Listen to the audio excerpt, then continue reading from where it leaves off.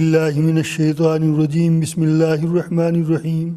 يا أيها الذين آمنوا ما لكم إذا قيل لكم انفروا في سبيل الله استثقلتم إلى الأرض أرضيتم بالحياة الدنيا من الآخرة فما متاع الحياة الدنيا في الآخرة إلا قليل إلا تنفروا يعذبكم عذابا أليما ويستبدل قوما غيركم ولا تضروه شيئا والله على كل شيء قدير إلا تنصروه فقد نصره الله إذ أخرجه الذين كفروا ثاني اثنين إذ هما في الغار إذ يقول لصاحبه لا تحزن إن الله معنا فأنزل الله سكينته عليه وأيده بجنود لم تروها وجعل كلمة الذين كفروا السفلى وكلمة الله هي العليا والله عزيز حكيم. انفروا خفافا وثقالا وجاهدوا بأموالكم وأنفسكم في سبيل الله ذلكم خير لكم إن كنتم تعلمون. لو كان عرضا قريبا وسفرا قاصدا لاتبعوك ولكن بعدت عليهم الشقة وسيحلفون بالله لو استطعنا لخرجنا معكم يهلكون أنفسهم إن الله يعلم وأنهم لكاذبون والله يعلم إنهم لكاذبون. عفى الله عنك لما أذنت لهم حتى يتبين لك الذين صدقوا وتعلم الكاذبين. لا يستأذنك الذين يؤمنون بالله واليوم الآخر أن يجاهدوا بأموالهم وأنفسهم والله عليم بالمتقين. إنما يستأذنك الذين لا يؤمنون بالله واليوم الآخر وارتابت قلوبهم فهم في ريبهم يترددون. ولو أرادوا الخروج لأعدوا لهم عدة ولكن كره الله بعاثهم فثبتهم وقيل اقعدوا مع القاعدين. لو خرجوا فيكم ما زادوكم إلا خبالا ولا أوزعوا خلالكم يبغونكم الفتنة وفيكم سماعون لهم والله عليم بالظالمين. لقد ابتغوا الفتنة من قبل وقلبوا لك الأمور حتى جاء الحق وظهر أمر الله وهم كارهون. ومنهم من يقول ذلي ولا تفتني ألا في الفتنة سقطوا وإن جهنم لمحيطة بالكافرين. إن تصيبك حسنة تسوهم وإن تصيبك مصيبة يقولوا قد أخذنا أمرنا من قبل ويتولوا وهم فرحون. قل لن يصيبنا إلا ما كتب الله لنا هو مولانا وعلى الله فليتوكل المؤمنون. قل هل تربصون بنا إلا إحدى الحسنيين ونحن نتربص بكم أن يصيبكم الله بعذاب من عنده أو بأيدينا فتربصوا إنا معكم متربصون.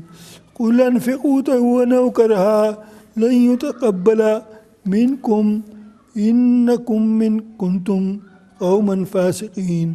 وما منعهم أن تقبل منهم نفقاتهم إلا أنهم كفروا بالله ورسوله ولا يأتون الصلاة إلا وهم كسالى ولا ينفقون إلا وهم كارهون. فلا تعجبك أموالهم ولا أولادهم إنما يريد الله ليعذبهم بها في الحياة الدنيا وتزهق أنفسهم كافرون. ويحلفون بالله إنهم لمنكم وما هم منكم ولكنهم قوم يفرقون. لو يجدون ملجأ أو مغارات أو مدخلا لولوا إليه وهم يجمعون. ومنهم من يلمزك في الصدقات فإن أعطوا منها رضوا وإن لم يعطوا منها إذا هم يسخطون. ولو أنهم رضوا ما آتاهم الله ورسوله وقالوا حسبنا الله سيؤتينا الله من فضله إنا إلى الله راغبون. إنما الصدقات للفقراء والمساكين والعاملين عليها والمؤلفة قلوبهم وفي الرقاب وفي غارمين وفي الرقاب والغارمین فی سبیل اللہ وابن السبیل فریضۃ من اللہ واللہ علیم حکیم ومنهم الذین یؤذون النبی ویقولون هو اذن قل اذن خیر لکم یؤمن باللہ ویؤمن للمؤمنین ورحمۃ للذین آمنوا منکم والذین یؤذون رسول اللہ لهم عذاب علیم یحلفون باللہ لکم لیرضوکم واللہ ورسولہ احق ان یرضوہ ان کانوا مؤمنین الم یعلموا انہ من یحادد اللہ ورسولہ فان له نار جہنم خالدا فیها ذلک الخزي العظیم يحذر المنافقون ان تنزل عليهم سورة تنبئهم بما في قلوبهم قل استهزئوا ان الله مخرج ما تحذرون ولئن سألتهم ليقولن انما كنا نخوض ونلعب قل بالله وآياته ورسوله كنتم تستهزئون لا تعتذروا قد كفرتم بعد إيمانكم إن نعفو عن طائفة منكم نعذب طائفة بأنهم كانوا مجرمين صدق اللہ العظیم۔ میرے محترم بزرگوں و مخلص ساتھیوں، اسلامی ماں اور بہنوں، گزشتہ ہفتے آپ نے سپارہ نمبر 10 اور سورہ توبہ کی آیت نمبر 37 تک آپ نے کچھ باتیں سنی تھیں۔ بہت سی باتیں بڑے قابل فکر ہیں، لیکن کس کس بات کا ہم فکر کرتے ہیں ہمارا جانتا ہے، ہمارا اللہ جانتا ہے، ہم خود جانتے ہیں کہ ہمیں قرآن کی کتنی قدر ہے، قرآن کو ہم کتنی تلاوت کرتے ہیں، قرآن کریم کو ہم کتنا سمجھتے ہیں، اور قرآن کریم پر ہمارا کتنا یقین ہے، اور قرآن کریم پر ہمارا کتنا عمل ہے۔ جو کچھ بھی کمی ہے دعا یہی کرنی چاہیے اللہ تبارک و تعالیٰ اس کمی کو ختم کر دے، اور در حقیقت قرآن کریم کا جو حق ہے وہ حق ہم کو ادا کرنے کے اللہ تبارک و تعالیٰ توفیق عطا فرمائے۔ پچھلے درس میں ایک دو باتیں ایسی تھیں جن کو جی چاہتا ریپیٹ کروں، بہت ضروری باتیں ہیں۔ فرمایا اسلام کے دشمن، قرآن کے دشمن، نبی کے دشمن، حتیٰ کہ اللہ تبارک و تعالیٰ کے دشمن کیا چاہتے ہیں؟ یہ چاہتے ہیں، آیت نمبر 32 سورہ توبہ، یہ چاہتے ہیں یریدون ان یطفئوا نور اللہ، اسلام کا جو نور ہے، دین کا جو نور ہے، حضور اکرم صلی اللہ علیہ وسلم کا جو نور ہے، اللہ تبارک و تعالیٰ کی جو قدرت ہے، اللہ تبارک و تعالیٰ کی جو طاقت ہے، اس تمام نظام کو پھونک مار کر اڑوا دیں۔ اسلام کے دشمن یہ چاہتے ہیں، اسلام کا نام و نشان مٹ جائے، اسلام کے ماننے والوں کا نام و نشان مٹ جائے۔ یریدون، ان کا ارادہ یہ ہے، ان یطفئوا نور اللہ بافواہہم، منہ سے پھونک مار کر اس کو بجھا دیں، اس کو ختم کر دیں۔ ویاب اللہ، اور اللہ تبارک و تعالیٰ کیا چاہتے ہیں؟ اللہ تبارک و تعالیٰ یہ چاہتے ہیں الا ان یتم نورہ، وہ اپنے نور کو پورا کر کے رہیں گے۔ یہ دشمن کچھ بھی چاہیں چاہ کریں، لیکن اللہ تبارک و تعالیٰ اس کو گل نہیں ہونے دے گا، اس کو پورا کر کے رہے گا۔ وَلَوْ كَرِهَ الْكَافِرُونَ، اور چاہے کافروں کو یہ بات کتنی بھی خراب کیوں نہ لگے۔ اور اللہ جل جلالہ کی شان ایسی شان ہے، هُوَ الَّذِي أَرْسَلَ رَسُولَهُ، اس نے حضور اکرم صلی اللہ علیہ وسلم کو رسول بنا کر بھیجا۔ کیا ضرورت تھی؟ کیوں بھیجا؟ اس لیے بھیجا بالہدا، تاکہ تم کو ہدایت دے، ہدایت کا طریقہ سکھلائیں۔ بالہدا، ہدایت دے کر اپنے رسول کو بھیجا ہے۔ ودین الحق، اور دین حق، اسلام، یہ دین دے کر بھیجا ہے۔ لیظہرہ علی الدین کلہ، اور یہ دین اسلام ایسا دین ہے جو تمام دینوں پر فوقیت رکھتا ہے، تمام دینوں پر غالب ہے۔ وَلَوْ كَرِهَ الْمُشْرِكُونَ، اوپر کیا کہا تھا؟ وَلَوْ كَرِهَ الْكَافِرُونَ، چاہے کافروں کو یہ بات کیوں نہ ناگوار گزرے، اللہ کے دین کو پھونک مار بجھا دیں، بجھا کے دیکھیں، جتنا بجھائیں گے اتنے روشن ہوگا۔ اور یہاں کیا کہا آیت نمبر 33 میں؟ وَلَوْ كَرِهَ الْمُشْرِكُونَ، چاہے مشرکوں کو، شرک کرنے والوں کو یہ بات کتنی بھی خراب کیوں نہ لگے۔ یا ایھا الذین آمنوا، اے مسلمانوں، آیت نمبر 34 بہت فکر کرنے والی بات ہے۔ میں کہنے کو ابھی ختم کر جاؤں گا، 5 منٹ بھی نہیں لگیں گے، سننے کو آپ بھی سن لیں گے، لیکن دیکھو قرآن کیا کہہ رہا ہے اور کس کو کہہ رہا ہے۔ منافق کو نہیں کہہ رہا، مشرک کو نہیں کہہ رہا، کافر کو نہیں کہہ رہا، فاسق کو نہیں کہہ رہا، کیا کہہ رہا؟ یا ایھا الذین آمنوا، اے مسلمانوں۔ اس کے بعد کیا کہا؟ ان کثیرا من الاحبار والرہبان لیاکلون اموال الناس بالباطل، بہت سے لوگ جو تم میں صاحب علم ہیں اور تم ان کو علماء سمجھتے ہو اور پیر اپنے بناتے ہو، لیاکلون اموال الناس، یہ دنیا پرست علماء اور دنیا پرست پیر اور فقیر یہ لوگوں کے مال ناجائز طور پر کھا جاتے ہیں۔ تم سمجھتے ہو بڑی پہنچی ہوئی ہستیاں ہیں، نہیں، یہ پہنچی ہوئی ہستیاں نہیں ہیں، یہ تو پیٹ کی جہنم بھرنے کے لیے انہوں نے سارا بزنس بنایا ہوا ہے۔ لیاکلون اموال الناس بالباطل، لوگوں کا مال ناجائز طریقے پر کھا جاتے ہیں، اور ان کا حال یہ ہے وَيَصُدُّونَ عَن سَبِيلِ اللَّهِ، اللہ کے راستے سے لوگوں کو روکتے ہیں، اور ان کا حال یہ ہے، غور سے سننے کی بات ہے، اور ان کا حال یہ ہے وَالَّذِينَ يَكْنِزُونَ الذَّهَبَ وَالْفِضَّةَ، یہ لوگ جو سونا اور چاندی جمع کرتے ہیں، سونا چاندی، گھڑی لگا رکھی ہے وہ بھی گولڈ کی ہے، بٹن لگا رکھے ہیں وہ بھی گولڈ کے ہیں، دانت لگا رکھے ہیں وہ بھی گولڈ کے ہیں، گلے میں چین ڈالی ہوئی ہے وہ بھی گولڈ کی ہے، اور مرد کے لیے کوئی بھی مرد ہو، بوڑھا ہو، جوان ہو، بچہ ہو، مرد کے لیے اللہ نے سونے کو حرام کیا ہے، سونے کی انگوٹھی بھی نہیں پہن سکتا، حرام ہے۔ عورت کے لیے جائز ہے، مرد کے لیے حرام ہے۔ مرد ہو یا عورت ہو، جن عورتوں نے اس کے سیٹ پر سیٹ بنائے ہوئے ہیں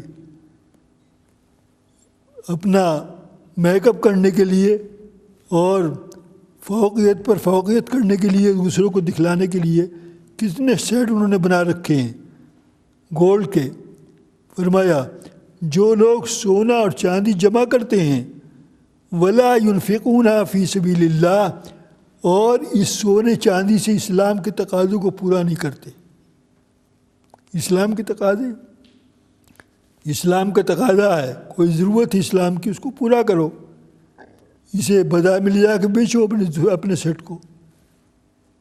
وَلَا يُنْفِقُونَ فِي سَبِيلِ اللَّهِ، اور اسلام کے تقاضے کے علاوہ غریبوں کا تقاضا پورا نہیں کرتے۔ غریبوں کا تقاضا کیا ہے؟ اس کی زکوٰۃ دو۔ کس مسلمان کو نہیں معلوم اس کی زکوٰۃ کتنی ہوتی ہے؟ 2.5%۔ 1000 پاؤنڈ کا اگر تمہارے پاس سونا ہے تو اس پر 25 پاؤنڈ زکوٰۃ ہے، 100 پاؤنڈ پر 2.5 پاؤنڈ۔ اگر تمہارے پاس 1 لاکھ پاؤنڈ کا سونا ہے تو 2500 پاؤنڈ۔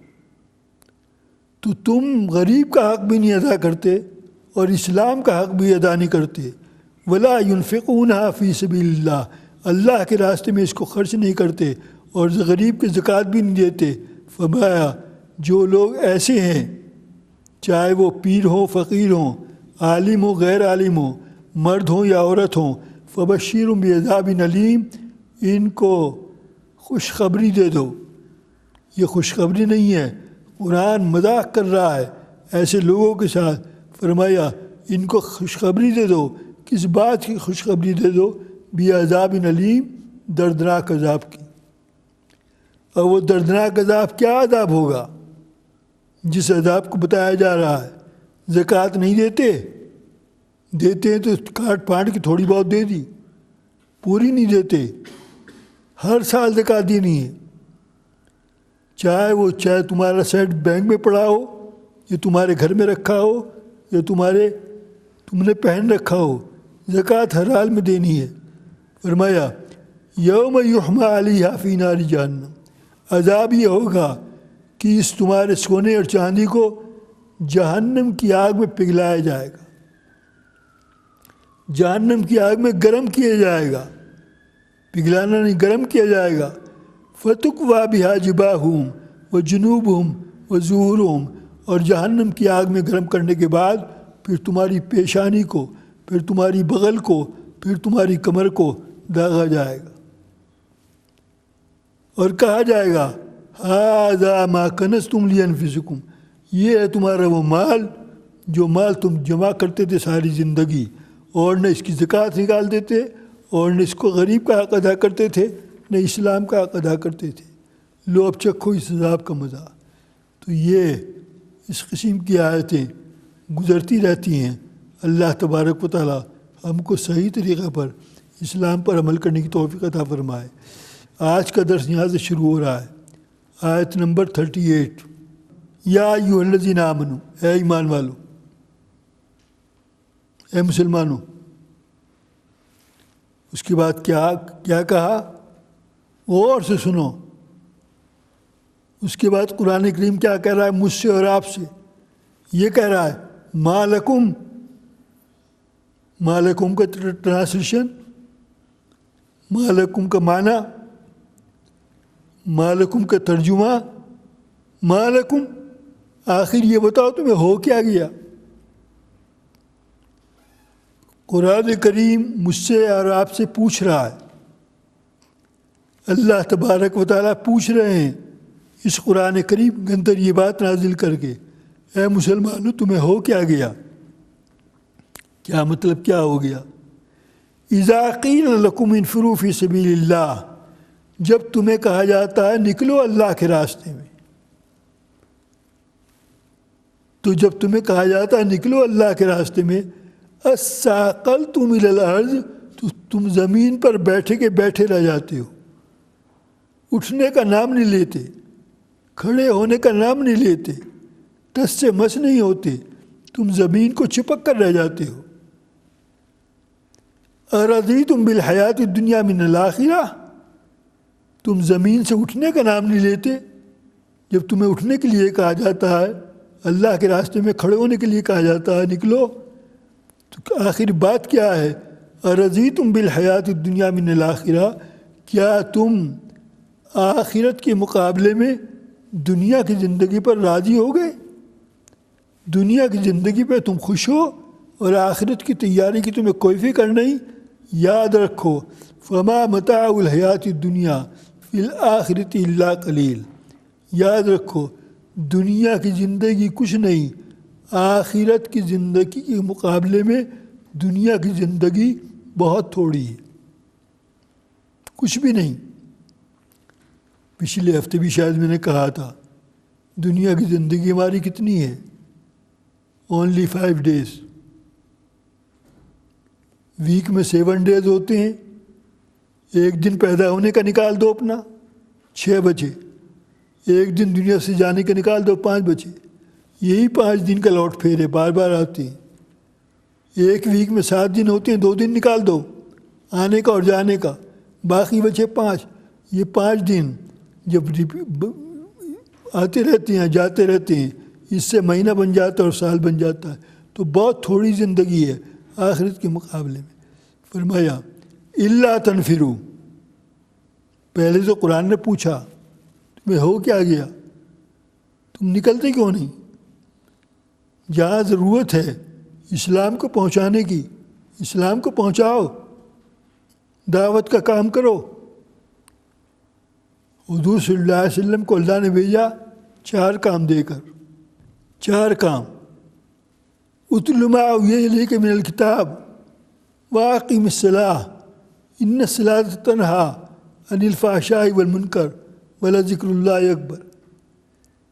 لقد من اللہ علی المؤمنین، اللہ نے مسلمانوں پر بہت بڑا احسان کیا۔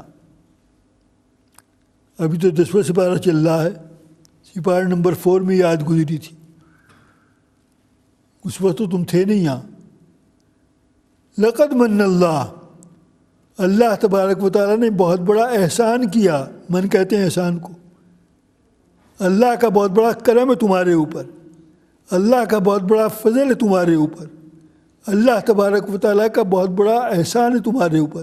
کیا احسان، کیا کرم، کیا فضل؟ یہ کرم ہے، یہ فضل ہے، یہ احسان ہے۔ اذ بعث فیہم رسول، تمہارے اندر، تمہارے لیے ہم نے ایک رسول کو بھیجا۔ تمہارے اندر، تمہارے لیے، تمہارے اندر کا مطلب انسان ہو تم، انسانوں میں سے ہم نے رسول بنا کر بھیجا، فرشتوں میں سے نہیں بھیجا، جنات میں سے نہیں بھیجا، ہم نے تمہارے لیے رسول بنا کر بھیجا۔ کام ان کا کیا ہے؟ نمبر 1، غور سے سنو، نمبر 1، یتلو علیہم آیاتی، یہاں نہیں ہے وہ سپارہ نمبر 4 کی بات کر رہا ہوں میں۔ کام ان کا یہ ہے، یتلو علیہم آیاتی، وہ تمہارے سامنے قرآن کی تلاوت کریں، وہ قرآن کریم پڑھ پڑھ کر تم کو سنائیں، وہ قرآن کریم تم کو پڑھنا سکھائیں۔ کام ان کا یہ ہے، نمبر 1۔ وَيُزَكِّيهِمْ، اور گناہ کر کر کے تمہارے دل پر جو زنگ لگ گیا ہے، کالے داغ پر کالے داغ لگ گئے ہیں، اب پورا دل تمہارا بریک ہو گیا ہے گناہ کر کر کے۔ وَيُزَكِّيهِمْ، تو گناہ سے تم کو روکیں اور اس کے اندر نورانیت کو بھریں، تمہارا تزکیہ کریں۔ تزکیہ کے معنی صفائی کرنا، جو گندی چیزیں ہمارے دلوں میں بھری ہوئی ہیں، گناہ کرتے ہیں، غلط کام کرتے ہیں، سیاہ نقطہ لگ جاتا ہے، دوسرا گناہ کیا دوسرا نقطہ لگ گیا، تیسرا گناہ کیا تیسرا نقطہ لگ گیا، نقطوں پر نقطے لگتے رہتے ہیں، اور دل کے اندر ظلمت ہی ظلمت، اندھیرا ہی اندھیرا ہوتا ہے اور روشنی نہیں ہوتی۔ تو فرمایا یزکیہم، وہ تمہارے دلوں کو صاف کریں، تمہارا تزکیہ کریں۔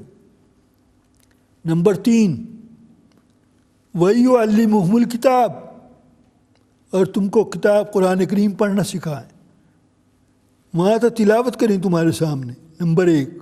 یہاں تمہارا تزکیہ کریں، نمبر 3، اور تم کو وَيُعَلِّمُ الْكِتَابَ، وَيُعَلِّمُ الْكِتَابَ، اور تم کو قرآن کریم پڑھنا سکھائیں، نمبر 4۔ وَالْحِکْمَةِ، اور حکمت کی، عقل کی، اصلاح کی باتیں تم کو بتلائیں، جن کو تم کہتے ہو حدیث ہے، یہ اللہ کے رسول کا قول ہے۔ تو یہ 4 کام حضور اکرم صلی اللہ علیہ وسلم کے ہیں، اور فرمایا غور سے سن لو میری باتیں، اللہ کہلوا رہا ہے، یہ 4 کام حضور صلی اللہ علیہ وسلم کے ہیں۔ اور حضور صلی اللہ علیہ وسلم کا مقام کیا ہے، حضور صلی اللہ علیہ وسلم کی شان کیا ہے؟ حضور صلی اللہ علیہ وسلم ہمارے اندر اللہ نے بھیجا، اور کتنی زندگی لے کر آپ آئے، حیات طیبہ 63 ایئرس، 63 سال، 63 سال کے بعد آپ دنیا سے پردہ فرما گئے، اور جب پردہ فرمانے کا وقت آیا تو اللہ نے پوچھا میرے پاس آنا چاہتے ہو یا دنیا میں رہنا چاہتے ہو؟ تو فرمایا حضور صلی اللہ علیہ وسلم نے کہ میں تو اپنی امت کے اندر دنیا میں رہنا چاہتا ہوں۔ انتقال ہو گیا، لیکن آپ آرام فرما ہے مدینہ طیبہ کے اندر، اور باقاعد حیات ہیں، اور آپ کا نور اسی طریقے پر تمام عالم۔ فرمایا اچھا تم دنیا میں رہنا چاہتے ہو انتقال کے بعد بھی کہ جی ہاں میں یہ پسند کرتا ہوں میں اپنی امت کے اندر دنیا میں رہوں، تو اللہ نے کیا فرمایا، اچھا جب تم دنیا میں رہنا چاہتے ہو تو جس جگہ تم رہو گے ہم اس ٹکڑے کو جہنم کے باغوں میں سے ایک باغ بنا دیتے ہیں۔ وہ ٹکڑا، وہ جگہ، وہ مقام، وہ جنت کے باغوں میں سے ایک باغ ہوگا۔ حدیث شریف کے اندر ہے، اگر آپ حج کرنے گئے ہیں تو دیکھا ہوگا آپ نے، اگر آپ عمرہ کرنے گئے ہیں دیکھا ہوگا آپ نے، فرمایا ما بین ممبری و قبری، کیا ٹرانسلیشن ہے، میرے ممبر اور میری قبر کے درمیان جو جگہ ہے، جو ٹکڑا ہے، روضۃ من ریاض الجنہ، یہ جنت کے باغوں میں سے ایک باغ ہے۔ اللہ نے اس ٹکڑے کو جنت کا ٹکڑا بنا دیا کیونکہ یہاں حضور صلی اللہ علیہ وسلم موجود ہے۔ تو میں کہہ ہی رہا تھا یہ 4 کام حضور صلی اللہ علیہ وسلم کے ہیں، اور حضور صلی اللہ علیہ وسلم دنیا سے تشریف لے گئے اور آپ 1,24,000 نبیوں میں سب سے آخری نبی ہیں۔ اب قیامت تک کوئی نبی آنے والا نہیں۔ جب قیامت تک اب کوئی نبی آنے والا نہیں ہے تو پھر یہ کام اب کس نے کرنا ہے؟ یہ 4 کام۔ اب کوئی نبی نہیں آئے گا، نبی کے بعد کوئی آئے گا تو جھوٹا آئے گا، نہ معلوم کتنے آ چکے ہیں، سب جھوٹے ہیں، کذاب ہیں۔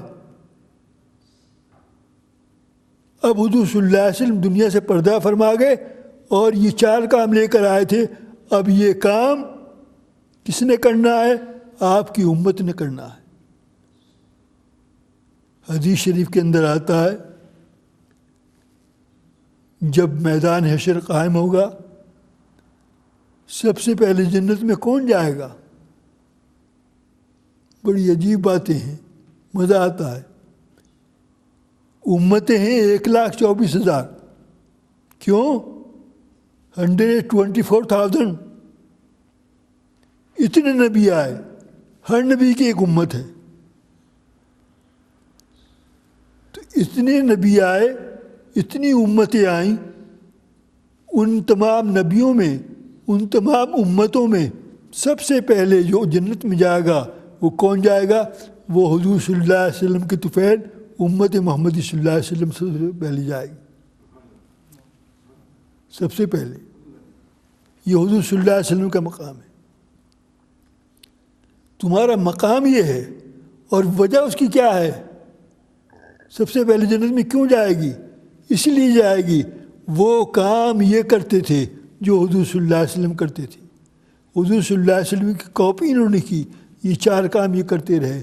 یہ 4 کام کرنے کی وجہ سے اللہ نے ان کا مقام بہت بڑا مقام کر دیا۔ تو میں کہہ ہی رہا تھا کہ یہ 4 کام اب مجھے اور آپ کو ساری زندگی کرنے ہیں۔ سب سے پہلی بات، 4 کام کرنے کے لیے سب سے پہلے میں خود ٹھیک ہو جاؤں۔ اگر میں خود ٹھیک نہیں ہوا تو میں دوسرے کو کیا ٹھیک کروں گا؟ موٹی سی بات ہے۔ میرے ٹھیک ہونے کا کام کیا ہے؟ میں کیسے ٹھیک ہوں گا؟ میرا چلنا، میرا اٹھنا، میرا بیٹھنا، میرا کھانا، میرا پینا، میرا چلنا، میرا جاگنا، میرا سونا، اور 24 آور کی لائف میری کیسی ہو؟ جیسے حضور صلی اللہ علیہ وسلم کی لائف تھی۔ میری چال، میرے اقوال، میری رفتار، میری گفتار، ہر چیز حضور صلی اللہ علیہ وسلم کے 2 کاپی ہو۔ میرا لباس حضور صلی اللہ علیہ وسلم جیسا، میری شکل حضور صلی اللہ علیہ وسلم کی جیسی، اور میرا اٹھنا، میرا بیٹھنا، میرا کھانا، میرا پینا، میرا جاگنا، میرا سونا، ہر چیز ہم حضور صلی اللہ علیہ وسلم کے نقش قدم پر کرنے والے ہوں۔ فرمایا تو پھر یہ بات ہے، اللہ تبارک و تعالیٰ تمہارا مقام یہ کرے گا، تمہیں سب سے پہلے جنت میں بھیجے گا۔ فرمایا آخر تمہیں کیا ہو گیا؟ تم اس کی فکر کیوں نہیں کرتے؟